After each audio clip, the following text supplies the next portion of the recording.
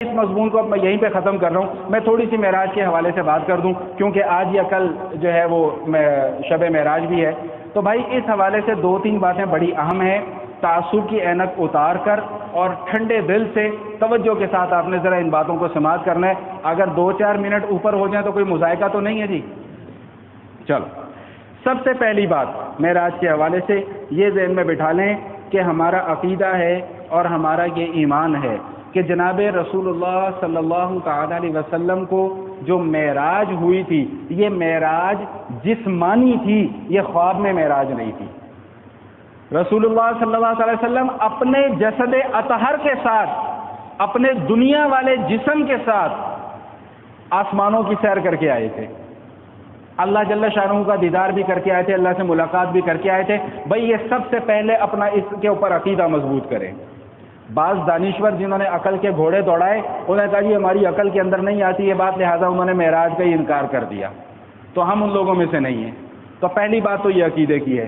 باقی دلائل کے اوپر ابھی بات کرنے کا موقع نہیں ہے، دلائل بھی اس کے اوپر بہت ہیں، جب آگے آئے گا انشاءاللہ وہاں پہ دلائل بھی آپ کو دیں گے. دوسری بات بھائی یہ سماعت فرما لیجیے کہ نبی علیہ الصلوۃ والسلام کو معراج کب ہوئی، اس حوالے سے یاد رکھیے گا کہ کوئی تاریخ متعین نہیں ہے. یہ 27 رجب مشہور ہے لیکن حقیقی نہیں ہے یہ تاریخ. سمجھ میں آ رہی بات؟ محقق نہیں ہے یہ تاریخ کہ واقعتاً 27 رجب کو ہی نبی علیہ الصلوۃ والسلام کو معراج ہوئی تھی. اور چونکہ اللہ اور اللہ کے حبیب صلی اللہ تعالی علیہ وسلم نے اس بات کو مناسب نہیں سمجھا، اس لیے بیان بھی نہیں کیا کہ تاریخ کیا ہے. 2 باتیں سمجھ میں آ گئیں. تو 27 رجب جو معراج کی شب ہے یہ مشہور قول ہے، محقق نہیں ہے. علماء کے مختلف اقوال ہیں، ان کی بھی ایک لمبی چوڑی فہرست ہے. نمبر 3، بعض لوگ اس رات کو عبادت کی رات سمجھتے ہیں اور اگلے دن کا روزہ بھی رکھتے ہیں. جب یہ رات متعین ہی نہیں ہے تو پھر عبادت کی بھی نہیں ہے. عبادت کے دن اور عبادت کی راتیں وہی ہیں جو اللہ جل شانہ نے قرآن کریم میں اور نبی علیہ الصلوۃ والسلام نے حدیث کے اندر بیان فرما دی ہیں. بس بعض لوگ اتنا اہتمام کرتے ہیں کہ شب قدر سے بھی زیادہ اس کو فضیلت دیتے ہیں، حالانکہ شب قدر کی فضیلت تو قرآن پاک کے اندر موجود ہے، صحیح حدیث کے اندر موجود ہے. 27 رجب کی کوئی فضیلت نہ قرآن میں موجود ہے نہ حدیث کے اندر موجود ہے. تو پھر میں اور آپ کون ہوتے ہیں اپنی طرف سے کوئی تخصیص کرنے والے؟ تو اگر کوئی یہ کہے کہ جی حضور صلی اللہ علیہ وسلم کو اتنا بڑا معجزہ ملا تھا ہم اس کی خوشی ملاتے ہیں، تو میرے بھائیوں ذرا ٹھنڈے دل سے مجھے سوچ کے بتاؤ کہ آقا کریم علیہ الصلوۃ والتسلیم کی زندگی کا کون سا ایسا دن ہے کہ جس میں کوئی معجزہ نہ صادر ہوا؟ نبی علیہ الصلوۃ والسلام کی تو پوری کی پوری زندگی معجزہ تھی. تو پھر سارے کے سارے دنوں کے اندر خوشی مناؤ نا، صرف ایک دن کے اندر خوشی کیوں مناتے ہو؟ اور دوسری سب سے بڑی بات یہ ہے کہ جب میرے آقا علیہ الصلوۃ والسلام نے ہی اس چیز کو بیان نہیں فرمایا تو پھر میں اور آپ اس کو خاص کرنے والے کون ہوتے ہیں؟ بات سمجھ میں آ رہی؟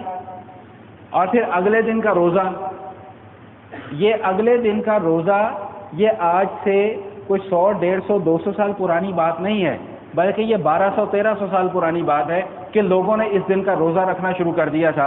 اب حضرت عمر رضی اللہ تعالیٰ عنہ کو جب پتہ چلا، اب حضرت عمر رضی اللہ تعالیٰ عنہ کی تو طبیعت بھی اپنی ہے، ان کا مزاج بھی اپنا ہے، اور اللہ پاک نے ان کی زبان سے حق بھی جاری فرمایا. جب حضرت عمر رضی اللہ تعالیٰ عنہ کو پتہ چلا کہ لوگ 27 رجب کا روزہ بھی رکھتے ہیں، تو حضرت عمر رضی اللہ تعالیٰ عنہ گشت پر نکلے. 27 رجب کے دن ایک آدمی سے پوچھا ہاں بھائی تمہارا روزہ ہے؟ اس نے کہا جی نہیں. تو اپنے ساتھ کچھ تھوڑا سا کھانے کو کچھ چیزیں کھاؤ فوراً، مجھے تسلی کرواؤ کہ تمہارا روزہ تو نہیں ہے. اور اگر کسی نے کہہ دیا کہ روزہ ہے تو اس کا روزہ توڑوا دیا. تو لوگ یہ کہتے ہیں کہ روزہ رکھنا تو بڑا نیکی کا کام ہے، بڑے ثواب کا کام ہے. تو بھائی ثواب کا کام تو تب ہوگا نا جب اللہ کے نبی نے بیان کیا ہوگا کہ اس دن روزہ رکھو. جب اللہ کے نبی نے بیان ہی نہیں کیا کہ اس دن روزہ رکھو تو پھر ثواب کا کام کیسے آ گیا؟ میں ایک مثال دیتا ہوں، میرا خیال ہے بات اکثر لوگوں کو سمجھ میں نہیں آئی. میں ایک مثال دیتا ہوں، اس سے بات سمجھ میں آ جائے گی انشاءاللہ. اب نماز پڑھتے ہیں کہ نہیں سارے کے سارے؟ نماز کا آغاز کہاں سے ہوتا ہے بھائی؟ بالکل جب ہم نے نماز سٹارٹ کرنی ہو تو کیسے کرتے ہیں ہم نماز؟ کیا پڑھتے ہیں ہم؟ سبحانک اللہم و بحمدک و تبارک اسمک و تعالی جدک ولا الہ غیرک. اس کے بعد پھر کیا پڑھا جاتا ہے؟ تعوذ، پھر تسمیہ، پھر کیا ہے؟ سورہ فاتحہ۔ میں یہ کہتا ہوں جی آج میں آپ کو جمعے کی نماز پڑھاؤں گا انشاءاللہ، لیکن آج میں نہ ثنا پڑھوں گا، نہ تعوذ پڑھوں گا، نہ تسمیہ پڑھوں گا، بلکہ میں درود شریف پڑھوں گا۔ درود شریف پڑھنا سب سے افضل عبادت ہے کہ نہیں ہے؟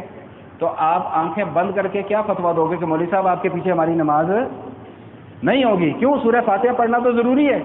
آپ کہتے ہو کہ جی میں نے وہاں درود شریف پڑھنا ہے، تو کیوں میں وہاں پر درود نہیں پڑھتا؟ اس لیے کہ میرے نبی نے وہاں پر درود نہیں پڑھا۔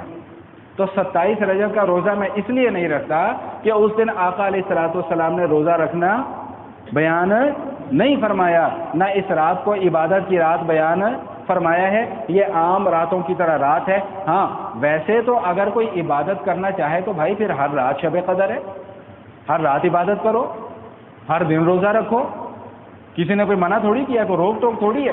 لیکن یاد رکھیے گا کہ دین کے اندر اپنی طرف سے کسی بھی عمل کو خاص کر لینے کی کوئی گنجائش موجود نہیں ہے۔ باقی گزارشات زندگی رہی تو آئندہ کی نشست میں۔ وآخر دعوانا الحمدللہ رب العالمین۔